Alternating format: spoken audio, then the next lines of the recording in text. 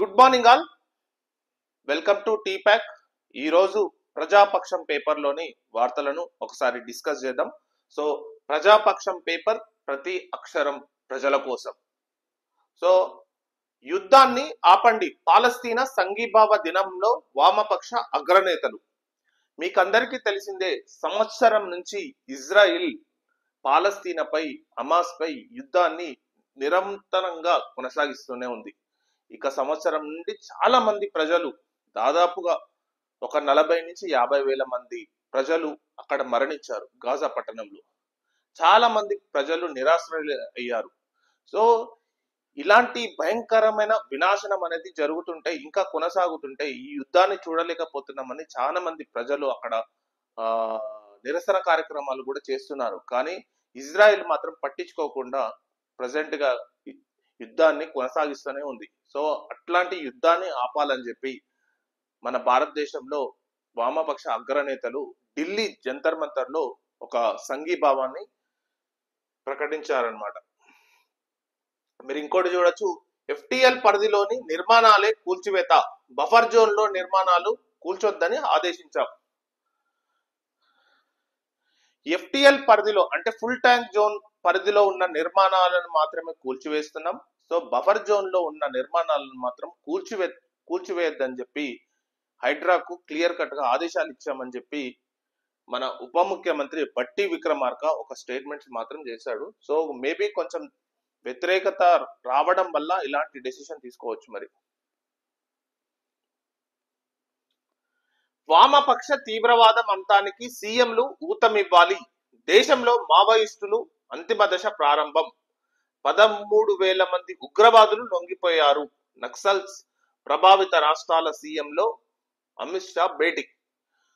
So Naxals ప్రభావిత రాష్ట్రాలైన red corridor zone states అంటారు అనమాట. అందులో తెలంగాణ, ఏపీ, ఒడిస్సా, ఛత్తీస్గఢ్, జార్ఖండ్, పశ్చిమ బెంగాల్ ఇట్లాంటి రాష్ట్రాలను మావోయిస్ట్ ప్రభావిత రాష్ట్రాలు అంటారనమాట.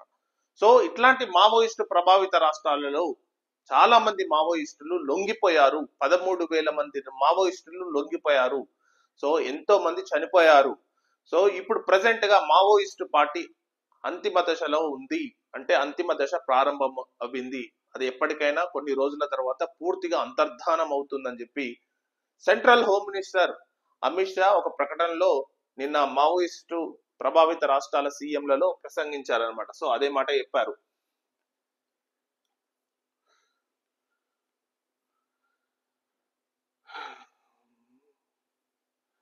ఇంకోటి చూడొచ్చు, ఇజ్రాయిల్ ఐరన్ డోమ్ ను ఛేదించిన హిజ్బుల్లా రాకెట్లు. సో హిజ్బుల్లా అంటే లెబనాన్ కి సంబంధించిన హిజ్బుల్లా రాకెట్స్ దాదాపు 120 నుంచి 130 రాకెట్స్ ఇజ్రాయెల్ పై ప్రయోగించారనమాట. సో ఇజ్రాయెల్ కు ప్రొటెక్షన్ గా ఐరన్ డోమ్ ఉంటుంది. ఇజ్రాయెల్ కు ఐరన్ డోమ్ అనేది ఎటువంటి రాకెట్లనైనా ఆపుతుంది అనమాట. కానీ హిజ్బుల్లా రాకెట్స్, లెబనాన్ కి సంబంధించిన Hezbollah rockets Israel iron dome ని ఛేదించి, ఇజ్రాయెల్ లోని ఐరన్ డోమ్ ని ఛేదించి అక్కడికి ఆ పట్టణంలోకి దూసుకెళ్లాయి అనమాట. సో అదే వార్త మనం ఇక్కడ చూడొచ్చు. ఇంకోటి ఏంటంటే, వైద్య శాస్త్రంలో విక్టర్ ఆంబ్రోస్, గ్యారీ రవకూన్ కు నోబెల్. వైద్య శాస్త్రంలో సో నోబెల్ ప్రైజ్ అనేది మీకు అందరికీ తెలిసింది, స్వీడన్ కంట్రీ ఇస్తుంటది. స్వీడన్ కంట్రీ ఇస్తుంటది. సో అందులో భాగంగా వైద్య శాస్త్రంలో విక్టర్ ఆంబ్రోస్ ఇతను ఏం చేశాడంటే, Harvard University so RNA reactive ribonucleic acid అంటారు అనమాట, ఆర్ఎన్ఏ. సో ఆర్ఎన్ఏకి సంబంధించిన జన్యు మార్పులను ఇతను కనుగొన్నాడు అనమాట. సో చాలా ఆర్ఎన్ఏ అంటే ఎంత మైన్యూట్ అంటే అసలు చిన్న బ్యాక్టీరియాలోనే ఉంటుంది ఆర్ఎన్ఏ. సో మన దాంట్లో మాత్రం డిఎన్ఏ ప్లస్ ఆర్ఎన్ఏ కలిపి ఉంటుంది, కానీ కొన్ని బ్యాక్టీరియాస్ లో ఓన్లీ ఆర్ఎన్ఏ మాత్రమే ఉంటుంది. సో ఆ ఆర్ఎన్ఏను సంబంధించిన విషయంలో విక్టర్ ఆంబ్రోస్ కు వచ్చింది. గ్యారీ రవకూన్ కు మాత్రం జెనెటిక్స్ విభాగంలో వచ్చింది. ఇతను జెనెటిక్స్ విభాగంలో ప్రొఫెసర్ కూడా. సో వీళ్ళిద్దరికి కలిపి వైద్య శాస్త్రంలో నోబెల్ ప్రైజ్ వచ్చింది అనమాట.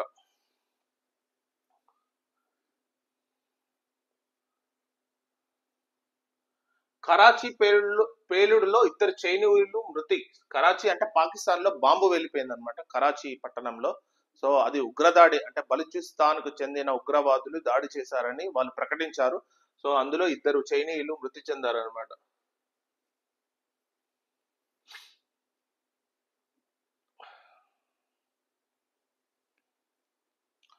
భారత్ మాల్దీవుల మధ్య మళ్లీ సఖ్యత, ద్వీప దేశ ఆర్థిక సంక్షోభానికి భారత్ ఊరట, న్యూఢిల్లీలో మోదీతో మయిగ్న్యూ భేటీ.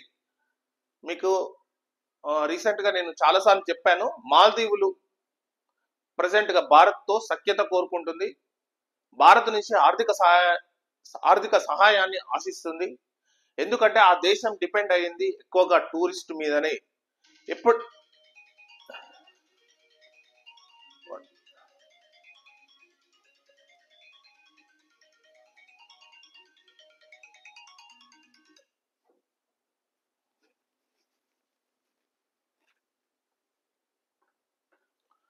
ఆ దేశం ఎక్కువగా డిపెండ్ అయింది టూరిస్ట్ మీదనే ఆ దేశం అనేది. భారతదేశం నుంచి టూరిస్టు ఎక్కువ మంది ప్రజలు మాల్దీవులకు వెళ్ళేటోళ్ళు అనమాట. ఎప్పుడైతే మయిగ్ను మాల్దీవుల ప్రైమ్ మినిస్టర్ ఎప్పుడైతే భారత్ కు వ్యతిరేకంగా మాట్లాడారో అప్పటి నుంచి భారతీయులు మాల్దీవుల్ని విజిట్ చేయడాన్ని చాలా మంది ఆపేశారు. ఆ తర్వాత అతను తప్పు తెలుసుకున్న మైగ్ను తర్వాత భారత్ తో ఈ సత్సంబాలను కోరుకుంటున్నాడు అనమాట. సో కోరుకొని ఇప్పుడు ప్రజెంట్ గా భారత్ లో పర్యటిస్తున్నాడు. సో ఇది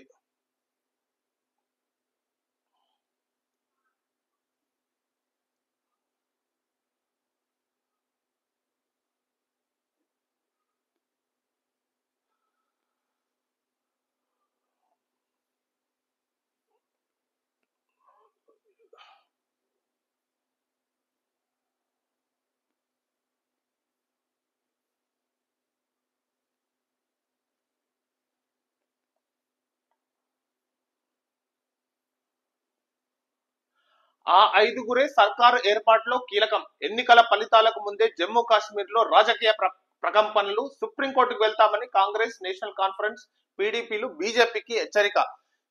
నేను మొన్న ఆల్రెడీ చెప్పాను, బీజేపీ అత్యంత రాజకీయ చతురతను ప్రదర్శించింది.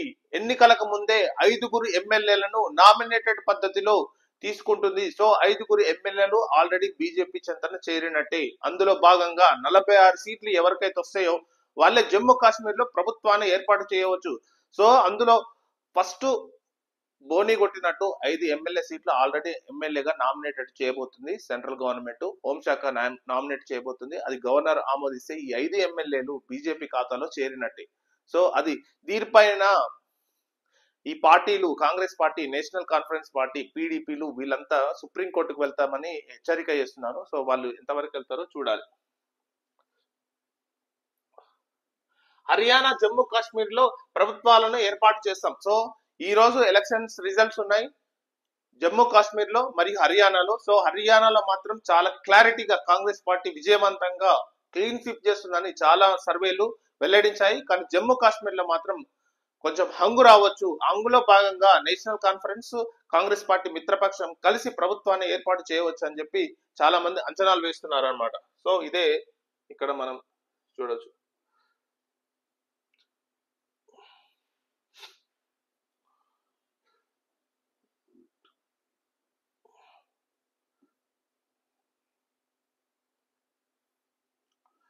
చెరువులను కాపాడుకుందాం, అభివృద్ధికి తోడ్పడదాం. సో ఉజ్జిని రత్నాకర్ రావు గారు ఒక ఆర్టికల్ రాశాడు, ఏది ప్రజాపక్షంలో. చెరువులను ఎంత కాపాడితే అవి అంత పర్యావరణాన్ని పరిరక్షిస్తాయి, దానివల్ల పర్యావరణం సమతుల్యం అనేది ఏర్పడుతుంది. చెరువులను కబ్జాలు చేయడం వల్ల, చెరువులను పూడ్చివేయకుండా అంటే చెరువులను వినాశనం చేయడం వల్ల దానివల్ల పర్యావరణ సమతుల్యత దెబ్బతిని దానివల్ల వర్షాలు కూడా పడకుండా ఆ ఏరియా మొత్తం కరువు కాటకాలతో మునుగుతుందని చెప్పి సార్ ఉజ్జిని రత్నాకర్ రావు ఒక ఆర్టికల్ కూడా రాశాడు. సో ఇదనమాట, చెరువు బాగుంటేనే, చెరువులో నీళ్లు అలా ఉంటేనే ఆ ఊరు గాని ఆ పట్టణం గాని బాగుంటుంది. చెరువు లేకుండా కబ్జాలకు గురి చేసి చాలా మంది చెరువులను కబ్జాలు చేసి చాలా మంది ఇళ్లను కట్టుకుంటున్నారు. సో అది మంచి పద్ధతి కాదని చెప్పి రత్నాకర్ రావు చాలా చెప్పారు అనమాట.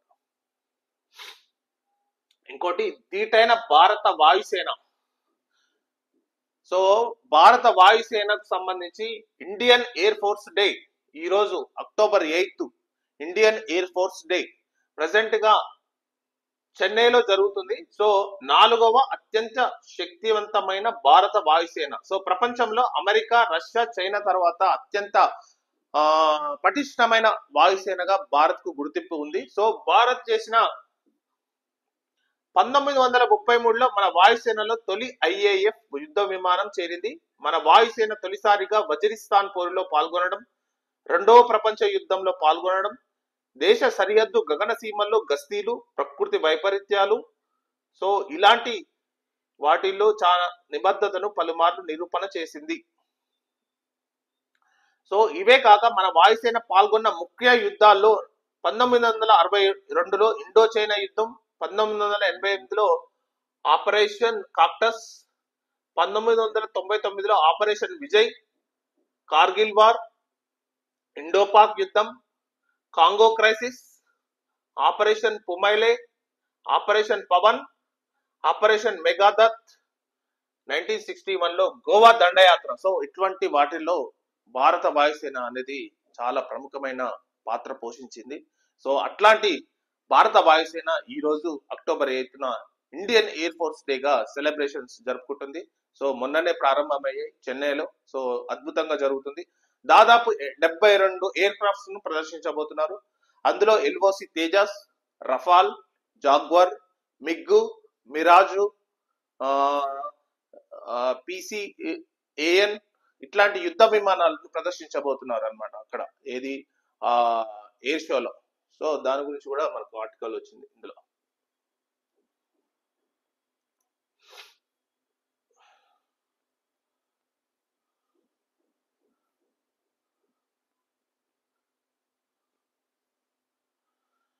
సో ఇదండి ప్రజాపక్షం పేపర్లోని major topics. So thank you very much for news analysis.